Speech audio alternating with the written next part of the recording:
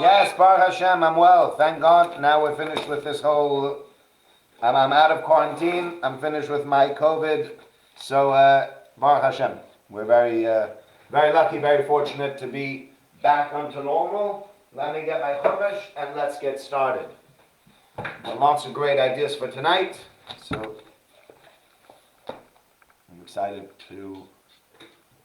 I'm excited actually to have my computer back with good internet. So that's also well worthwhile.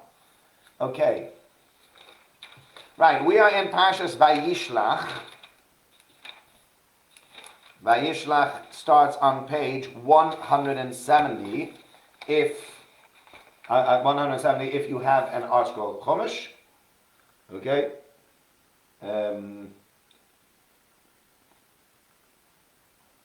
Yeah.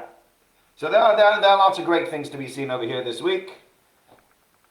Can you see me? Can you hear me on Can you hear me over here on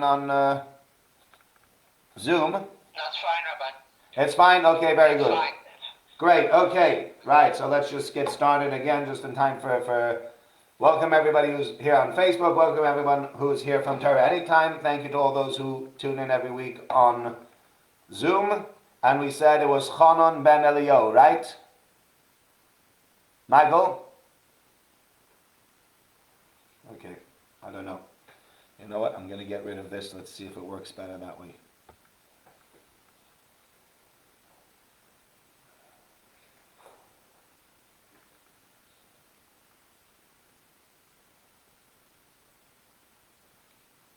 Sorry, I'm just waiting for the Zoom to resume to be able to get back into this thing. Oh, come on.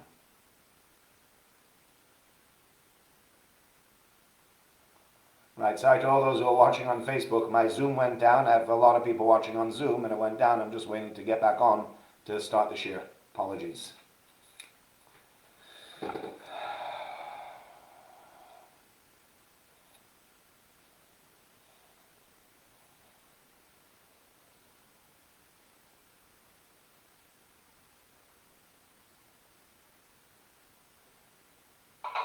Right, sorry about that. Had a problem with my Zoom. Can you hear me now? Can you see me now? Everyone, Michael, everyone, can you hear me or see me? Hello?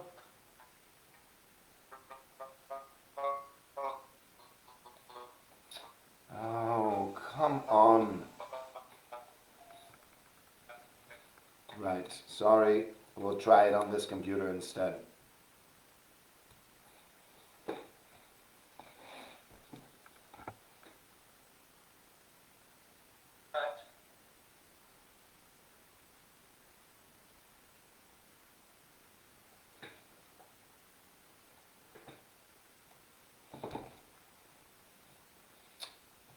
Ridiculous.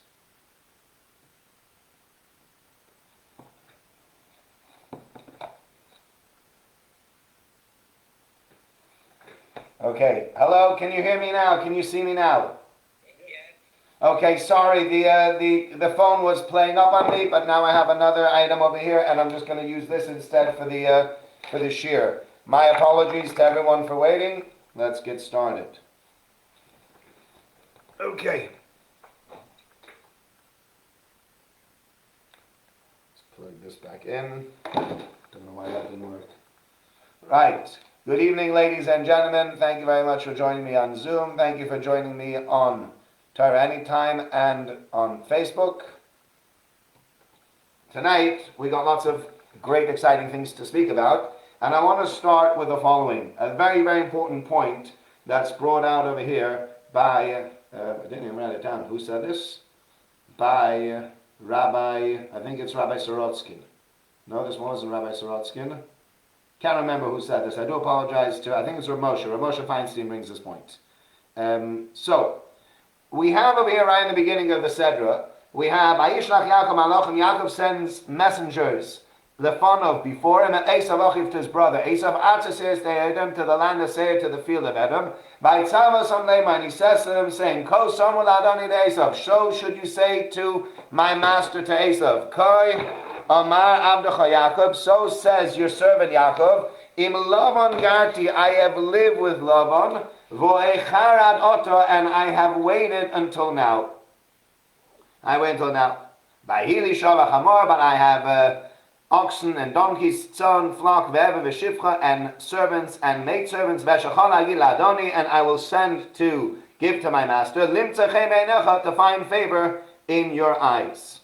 Okay? So, the question over here is as follows. The discussion I'd like to have. In Lavan garti, the word garti is an interesting word, a very strange choice of word, and what Rashi tells us is that there are two explanations. In Lavan garti, number one, garti is the same letters as taryag, it's the same letters as 613, and it tells us in Lavan garti v'taryag mitzvah shamati. I have sojourned, I've lived with Lavan, but I've kept the mitzvahs. That is point number one. But point number two that he says, I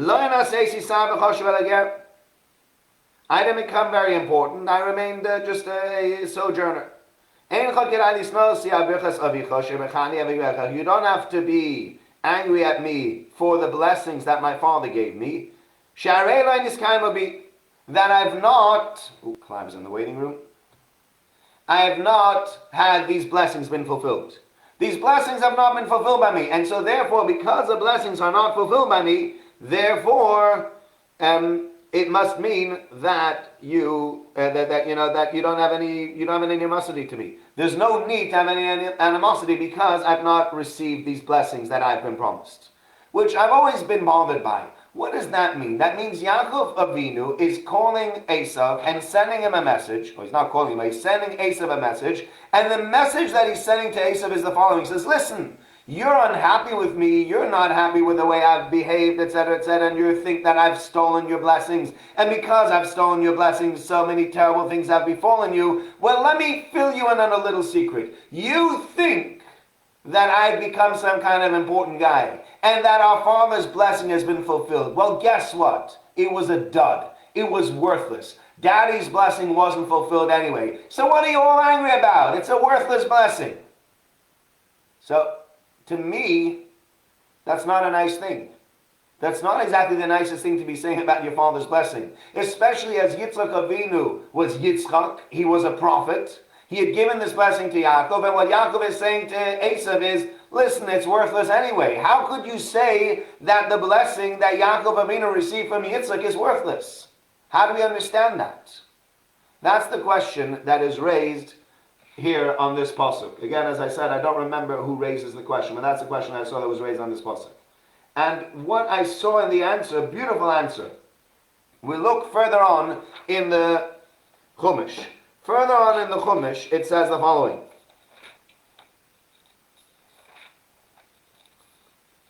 The Chumash tells us that Yaakov wanted to give things to Esav. So Yaakov says, Esav says, Vayomer, this is on page 178, verse 8. Vayomer, and he said, who is this entire camp that I found? Vayomer, and he said, I'm trying to find favor in your eyes. Vayomer Esav yeshli rav. Esav says, oh, I got tons, I got plenty. Achi, my brother, yehi lecha shalach. Keep what you want, it's yours, I don't need it, keep it. Vayomer Yaakov, and Yaakov says, Al no, please, please, if I find favor in your eyes, take my thing from me, because if you look in verse 11, take my blessing which I have given to you, because God has been gracious to me, I have everything I need. Not just some things, I have everything. There's a big difference between what Esav says and between what Yaakov says. Yaakov says, I have everything. Esav says, I have a lot. What's the difference between having a lot and having everything? So Rashi points out there's a very, very big difference. The difference between the two of them is the following. If I have a lot, then basically there's always room for more. Right? If I said to someone, how much money do you make a year? And let's say he does very well and he makes £1 million. And for some people that's not even doing well. But let's call it he does very well, he makes £1 million. You go, wow, he makes £1 million. He goes, yeah, it's a lot of money. Right? So then what does that mean? That's a lot of money. I mean, there are people that are making more, and it'd be nice to make more, whatever. But it's a lot of money. There are others that will say to you, no, I make £1,000,000. It's so much more than I would ever need in a year. It's more than what I need. It's more than enough. That's a very, very different conversation to saying, I have a lot. And so Rashi points out, Esav says, I have a lot, but I can always have more. And I'll always be happy to take more. You're offering more? No problem. Bring it on. Yaakov says, Yesh li kol, I have everything. I have everything I need. And therefore, because I have everything I need, you can take it. Have it. Enjoy it. Says whoever it is who says this idea. I'm sorry again that I forgot who says this idea. I'm trying to remember. It's escaped me. So says, I think it's Rav Moshe. When it comes to feeling fulfilled, and when it comes to the blessings being fulfilled, in which instance can you make sure that the blessings get fulfilled? The blessings will only be considered fulfilled if, again, here, if you can actually be happy with your lot. If no matter what you have, you'll never be happy with your lot, you'll never be happy with the blessings that you received either. Because, okay, it's not bad, but there's still plenty of room for growth. So your father says you'll be rich. You can speak to some very wealthy people and they still don't believe that they're rich. I don't know if you've ever had that. I was just reading a story, Rabbi Bar Wein writes this story. He doesn't really write the story. He told the story. There was one of his Talmidim, a Dr. Weiss, wrote down a lot of his stories. And I was reading this story on Friday night and it struck me. They had this fellow that always used to give to he lived in Miami Beach, Rabbi Wein. And he said it was a very, very wealthy community. And one of the people there was literally, he was one of the biggest givers in the entire community. This guy always gave charity, was the first one to give charity, and gave loads. And one year, a famous rabbi came again to Miami to collect, to solicit funds, and came to this wealthy individual. Now this wealthy individual had already in previous years given him a fortune of money. And he sits down with the guy and he makes his whole pitch, and when he's done, the guy writes him a check and gives him the check. And the rabbi looks at the check and it's a quarter of what he used to normally get. And he says to the guy, what happened?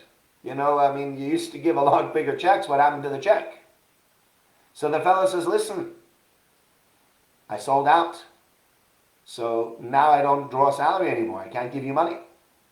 Rabbi Wein said the guy was extremely successful. And remember, this is going back to the 1960s or 70s that Rabbi Wein lived in I think it's the 60s, that he lived in Miami Beach. Okay? So he was, we're talking about 60s money. We're talking about a lot of money in the 60s. The guy sold out his company in 1960s for $37 million. Okay? Convert that to today's money, that's probably double or triple that. Right? So we're talking about a guy who sold out his company, let's call it only double. Right? The guy sold out his company for $75 million. He was in his 80s. What's he going to do with $75 million? How in the world is he ever going to spend $75 million? But he said, look, I'm not drawing a salary anymore. That's it. I'm finished. Now, I'm poor. Now, I don't have money anymore. So I need to hold on to my money. And Rabbi Wein concludes with that story. He says, you know what? Being rich is very much about the attitude. You can have a guy who's got $75 million in the bank and he's looking at you and saying, I can't give charity. I'm now living on a fixed income. I mean, from $75 million, you can create a very nice passive income that you can create. You can buy yourself an annuity or something. You can be giving tons of money to charity. There shouldn't be any issue. Nope, I don't have fixed income. I don't have any money. And you got people that are making a lot less money and are still very happy and feel that they have everything they need. Yaakov Avinu is saying my blessing wasn't fulfilled. Of course, Yaakov Avinu believes the blessing was fulfilled. But he looks at Esav and he says to Esav, as far as you're concerned, that blessing's not been fulfilled. Do you know why? Because whatever you have is never going to be good enough. You'll never be happy with your lot. Well, if you're never happy with your lot, then that's what's going to happen. You'll never have enough money. And that's for you, the blessing was never fulfilled. Okay? That's the first idea that he brings over here. And we're going to move on straight from that into another idea that Rav Hirsch brings. So Rav Hirsch says a very, very beautiful idea. Again, it really goes to the heart. Rav Hirsch goes to the heart of things, and often his ideas are very modern. They have a modern slant to them, much more than many of the ideas of the previous commentators, in the 11th and 12th and 13th and 14th century. You won't find the same kind of modern twist to the commentary. So he says, when you look at Yaakov and you look at Esav, you have over here two very, very different characters. Yaakov Avinu is a man who's just spent 20 years of his life building up his household and his family. That's all it's been about for him. Yes, he's had to work for his terrible father-in-law Lavan, and he was a cheat, and he was a swindler, and he was a difficult individual, etc., etc. But that was what his life was all about at the moment. He spent his life, he worked 14 years for his two wives. 14 years is a lot of time.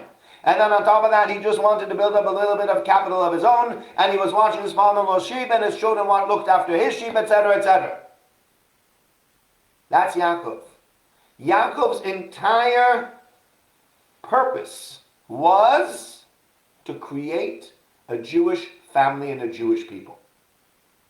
Whereas you have Esav comes from the word asuy. He's done already. Esav was finished. When Yaakov was starting out to build his family, Esav had already married. Esav already had kids. Esav already had money. He had prestige. He created people. He created tribes around him. He even created kingdoms around him. Esav was a big man. Esav was a huge politician. And he starts with his family and then he moves into politics. And what Rav Hirsch says over here is, you have, the words are just beautiful. I could actually, I'm going to try to get it from the library. I'll read it to you in the English translation because it's just so fascinating.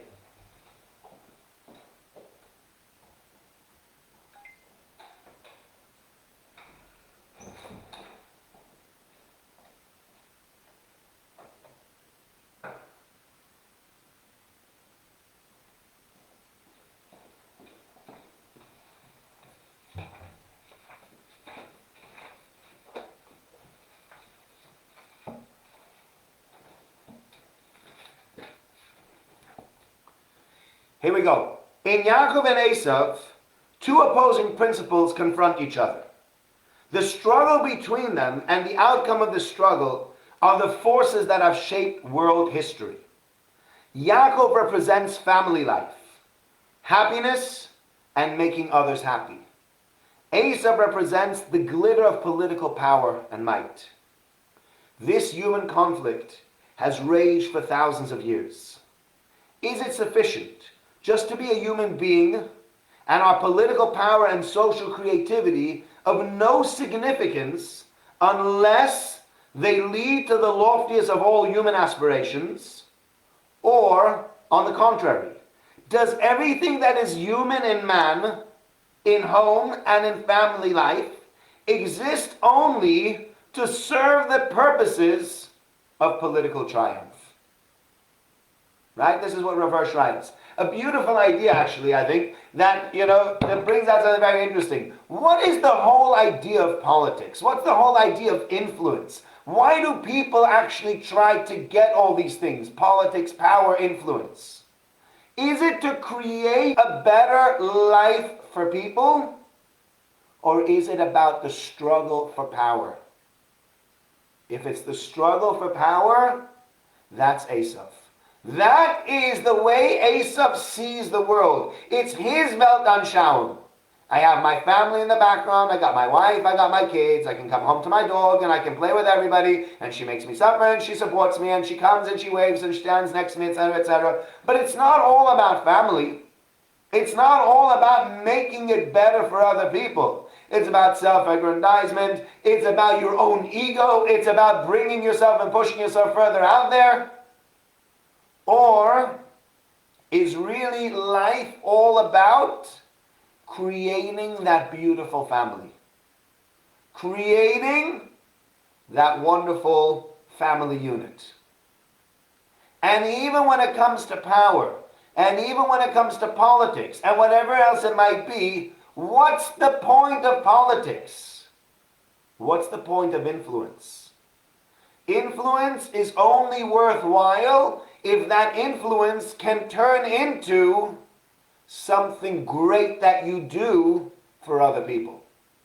If you can create greatness for other people, if you can give other people opportunities, if you can allow other people to feel or to give them power, helping people who are poor, helping the people who are less fortunate, helping people who are sick, whatever it is. If you have power and you can take that power and invest it in doing the right things and giving power to those people that are lower than you, giving them a better life, then your politics and then your power has in and of itself received some form of meaning. But if there is no meaning in your power, other than it's all about me, then what's the power all there for? Who needs it? Who looks up to it? Who says, oh, it's great that Trump has power? What? So that Trump can have an ego trip. We don't need Trump to have power to have an ego trip. You know, Trump's entire statement of make America great again, that resonated with so many people. Whether it happened or not is a different discussion. And whether that was really his intention or his intention was really just to further his own ego, okay, we can discuss that. We can argue about that. But if Trump's entire thing is make America great again, and that's what he uses his power for, to make America great again, then Trump's a great person for doing that. If Trump is all about me, which many people believe he is, and a lot of the slogans are just rhetoric or talk, but in reality you're not doing anything for the regular person, for the regular human being that lives all around the center of America, that has nothing and nobody to stand up for them, and you're playing a game, making believe you're there to help them so that you can make them vote for you, and that's wrong. That's Asaph. And that's the struggle that we need to realize. Whenever you look at politics, you always have to look at that struggle and you always have to look at that discussion and see, is this a discussion that can lead to the betterment for human society? Or is this a discussion that would lead for the betterment only for one person, the politician? And if it's the latter, that's not a Jewish view. That's not how we do things. Okay. I want to share with you tonight. This is the thing that I saw today, this week, that really struck me as a beautiful idea. Something something new and very different, a very different way of looking at things that I wanted to share with you. There's a very tragic story that happens in this week's Sefer. It starts on page 180 in the Art Scroll Chumash.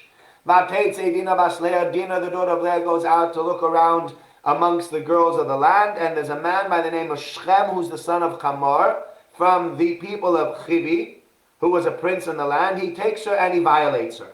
He wants to marry this girl, and he loves her, and he tries to convince her that he wants to marry her. And now Shechem, in just like a twist of absolute perverse thinking, says to his father, do you know what? I fancy marrying this woman. Fancy that. To violate someone and then to come to speak to her parents and to say, you know what, I think she would make a great bride. God forbid for anybody for that to happen to their child, but if you were the parent, how would you react to such a thing? So he comes, he says,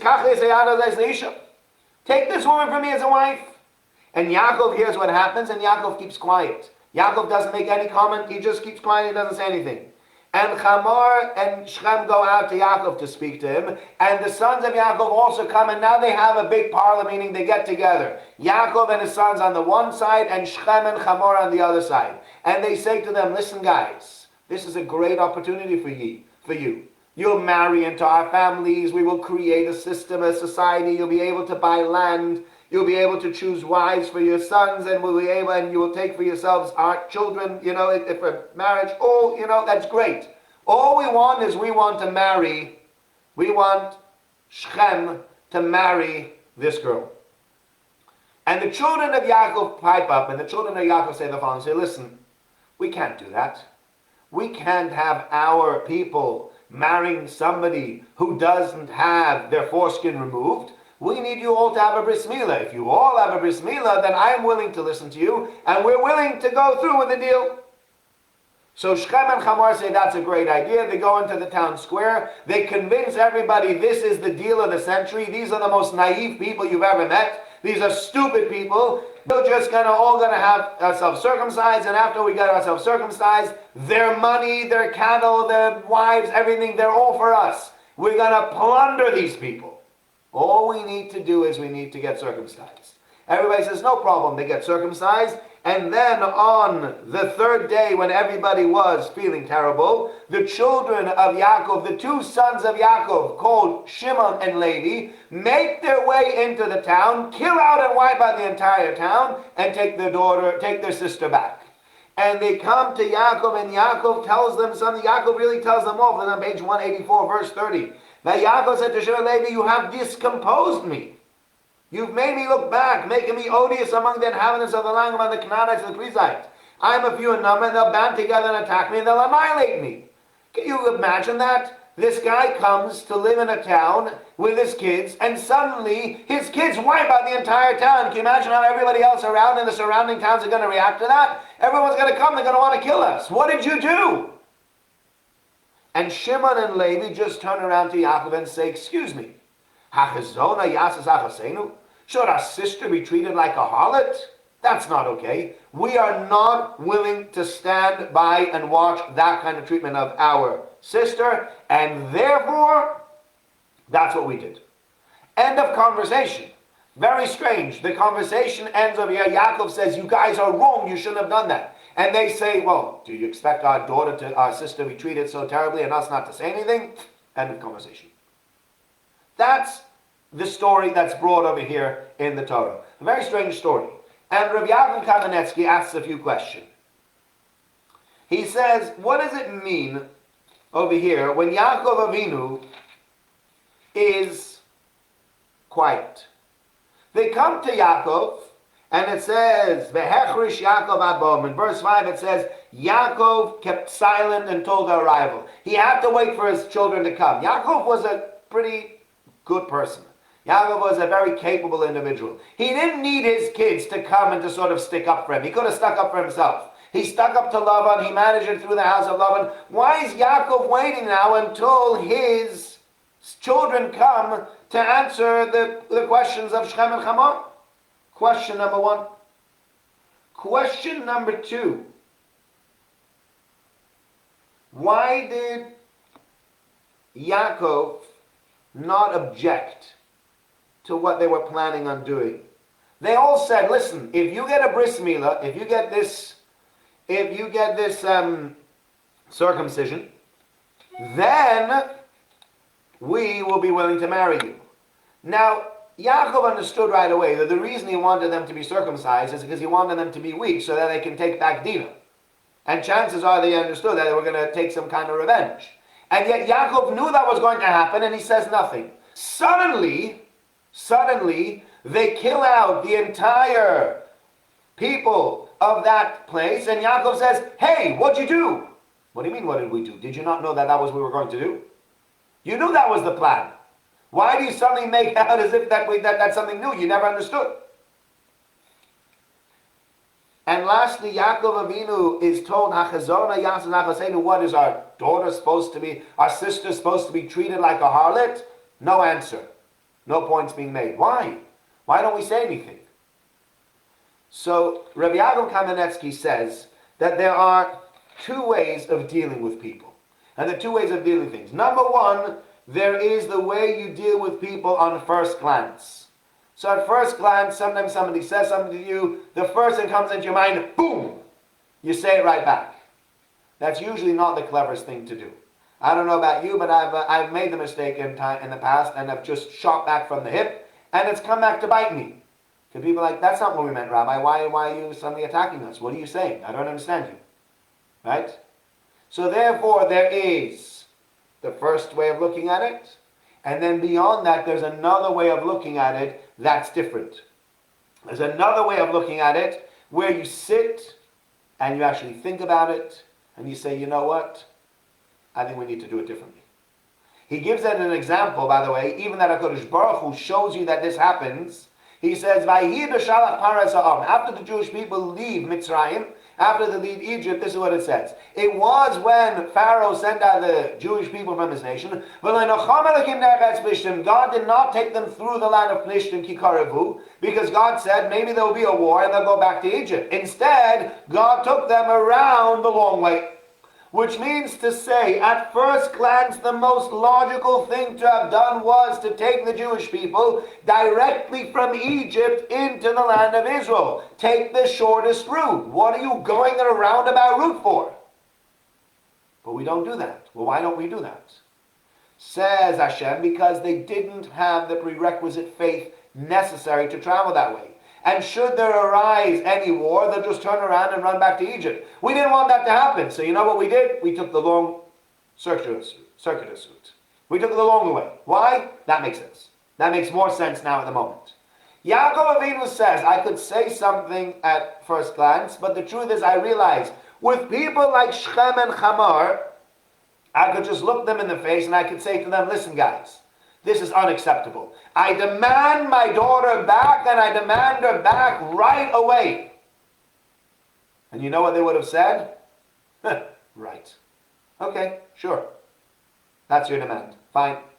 That doesn't really work. Sometimes you make demands at people, so it all depends. If you have people that are scared of you, if you have people that are intimidated by you, then you can make the demand and maybe they'll listen. Maybe.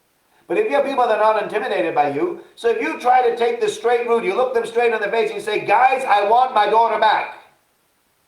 So, I want doesn't get. Why should I give you your daughter back?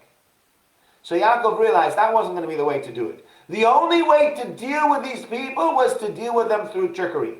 But Yaakov felt that for himself to deal with them through trickery was wrong because Yaakov himself, we spoke about it before, Yaakov's main trait was emes. Yaakov's main trait was truth, and for him to deal with somebody through trickery rather than dealing with somebody truthfully was wrong.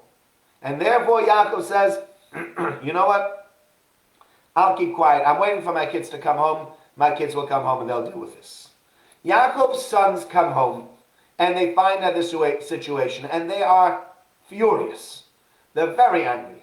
And they look at Shechem and Hamor and they say, listen, we're going to have to do something to get our daughter back, to get our sister back.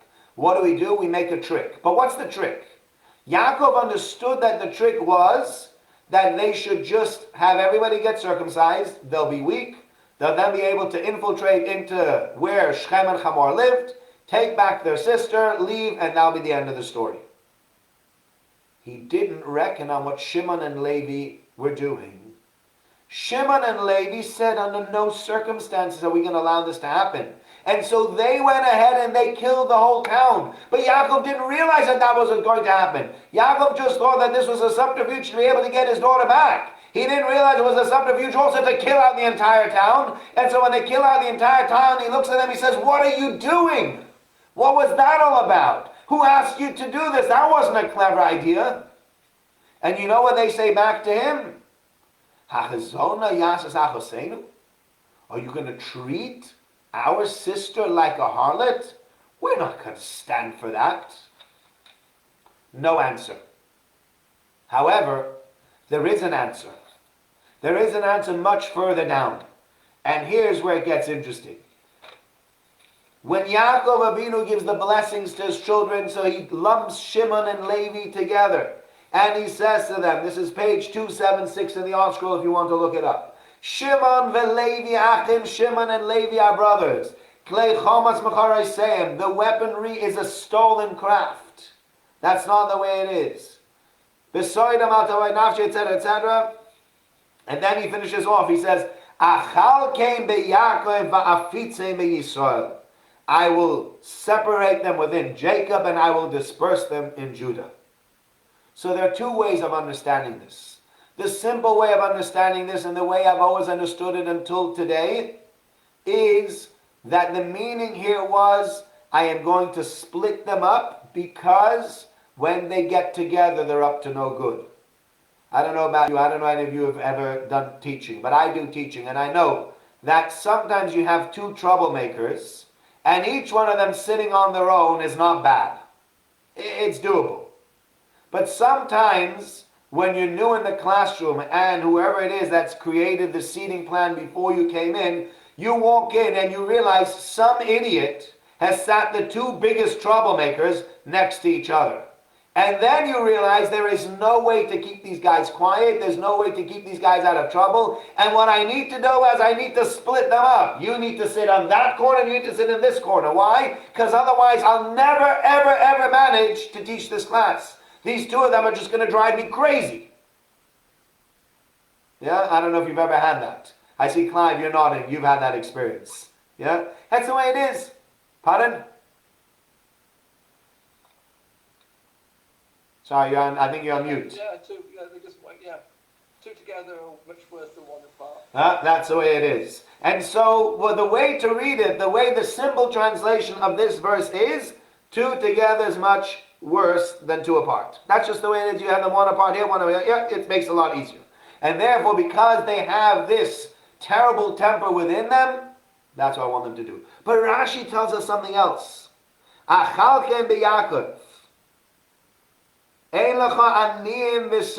You don't have poor people and people that are sofrim and malamdei tinokas teachers. Elam Shimon. Shimon was the teacher of all the Jewish people, so that they'll be spread out. And Levi was also spread out. Now that sounds a very strange thing. Don't you think that the last person I want to be my teacher is a guy with a wrath like Shimon? If Shimon is the man that has this terrible anger problem, that is creating all of these issues for Yaakov Avinu, and Yaakov says, you know who's going to be the teachers for the Jewish people? Guess who? Shimon. Who wants Shimon to be a teacher? By the way, Levi was also a teacher. So Shimon and Levi were the teachers of the Jewish people. Why would you take Shimon and Levi to be the teachers of the Jewish people? The people that have such a terrible anger, such terrible fury. Says Rav Yaakov Kamenetsky, a most beautiful idea. Says Rav Yaakov Kamenetsky, let's go back to the story as it was. Do you know what happened in that story? You have 12 brothers, or 11 brothers really at the time, that hear what happens to their sister. And they all come up with this trick. But their trick is, we're going to go in, we're going to take away our sister, and we're going to leave them alone. Shimon and Levi, their blood boils. They cannot hold themselves back, and they go in there, and they wipe out the entire town. And when Yaakov says, how could you? He says, that's how you're going to treat our sister? Are you serious? We should just sit by and watch how they defile our sister and just sit quietly? No way. Not us. No way. Says Yaakov, and this is the beautiful idea. Do you know what the greatest prerequisite of any teacher is? That they care about their students. If you want to know who the most successful teachers are, the teachers where the students feel that this teacher cares sincerely about me, they will get through to their students, one way or another. The best teachers are teachers like that. There are teachers that will force you to learn all the material, and maybe everybody will know all the material. Maybe. But those aren't the teachers. Those aren't the people we want teaching. And Yaakov Avinu says, who do I want teaching my children? Who do I want to be the Rebbes and the Moras? Who do I want to be those people? The people that care the most. Shimon and Levi care the most. They're the ones I'm going to turn into teachers. And that, I think, is the most beautiful idea. Most beautiful idea is this idea of people really, really caring for others. Yes, okay, that sounds a little extreme, of killing for other people. But the fact is, understanding that this is what sets Shimon and Levi apart from everybody else, the fact that they cared so much more than everybody else did. That's the teachers. That's the people I want to be, the great people. I heard an amazing story. With this I'll close. I read an amazing story in this week's Mishpacha. I don't know if any of you get the Mishpacha magazine. But there's a famous therapist in America by the name of Dr. Meir Wickler. A very interesting, very good therapist. And he writes beautifully as well. And he writes how he was in hospital with his mother. And his mother was deathly ill. And him and his brother were, teenagers, older teenagers, maybe early 20s. And they didn't know what to do. And they had questions of life and death of what to do with their mother. And they called up the Rebbe, the Boston Rebbe, and they said, what should we do about our mother? What should we do? And the Boston Rebbe said to them, they said, listen, I must tell you, the honest truth is I could give you the answer. But you might always second question yourself. Your best bet is to go to ask Rav Moshe Feinstein. Rav Moshe Feinstein, the Gadol Hadar, the greatest man of our generation, you'll speak to him, he'll give you the clarity that you seek. So they said, okay, we're going to go speak to Rav Moshe Feinstein. And they find out where Rav Moshe is, and they travel to Staten Island. One day a week, Rav Moshe was in Staten Island. They travel to Staten Island, and they go to the yeshiva, and they're pointed to the room, and they knock on the door, and he opens up the door, and he sees these two young men standing there. And he says to the two young men, what do you want? How can I help you? And they said, we have a shaila of life and death, and they tell him exactly what the question of life and death was for their mother. And Rav Moshe looks at them, and he says to them, that's an unbelievably complicated question. I want to ask you something. Where's your father? Why didn't your father come and ask me this question? And so the two men looked at him and says, you know what? Sadly, our father died last year from a heart attack. And our mother, right after that, contracted cancer. And now she's in this end-of-life situation. And when Moshe looked at them, and he says, "Oi, two young men, to have to go through not just the loss of their father, but to have to contend now with the loss of their mother. Within 12 months of each other, how terrible." And then Dr. Wickler writes, when Moshe closed his eyes, looked like he was thinking, and when he opened his eyes, he was crying. And he looked at them and he says, "I'm so sorry to hear about your predicament." Literally with tears in his eyes. And he took the hand of one of them and he gave him a bracha and he said, "I bless you that you should find your soulmate as soon as you can and everything should be good for you." And he took Dr. Meir Wickler, who was the second one, he took his hand in his hand and he gave him the same bracha, a heartfelt bracha with tears streaming down his eyes. And when he finished, at that point he says, "And now let me tell you the answer to your question. You have made Reb Moshe, the great teacher of Klal Yisrael, wasn't only that he had the entire Talmud, Yerushalmi, and Bavli, and Shulchan Aruch, and everything else at his fingertips. That also made Reb Moshe great. But the greatness of Reb Moshe was beyond, was the fact that when two young boys come to ask him a question, he cares enough that he sits there crying and giving them brachas before he answers their questions. That's what makes Reb Moshe great. That's a great teacher. Because he cares for everyone, for one and for all. That is the kind of teachers we want. And that's why Yaakov Avinu says, Shimon and Levi, you might have done something wrong here. But the amount of care that you show, the fact that you are so angered that that happened to your sister means you're the ones that should be educating the Jewish people. You're the ones that care enough to be my rebbeim, that care enough that I'm willing to entrust the next generation into your hands. That's what was given to him. So that's the idea that I wanted to share with you tonight. I hope you enjoyed it as much as I did. I wish you all a very good night. Thank you very much for joining me on Facebook Live, on Torah Anytime, and thank you to those on Zoom, the real people. And Mitzvah Shem, we look forward to seeing you next week. Thank you, Rabbi. Thank you. See you in the morning. See you in the morning.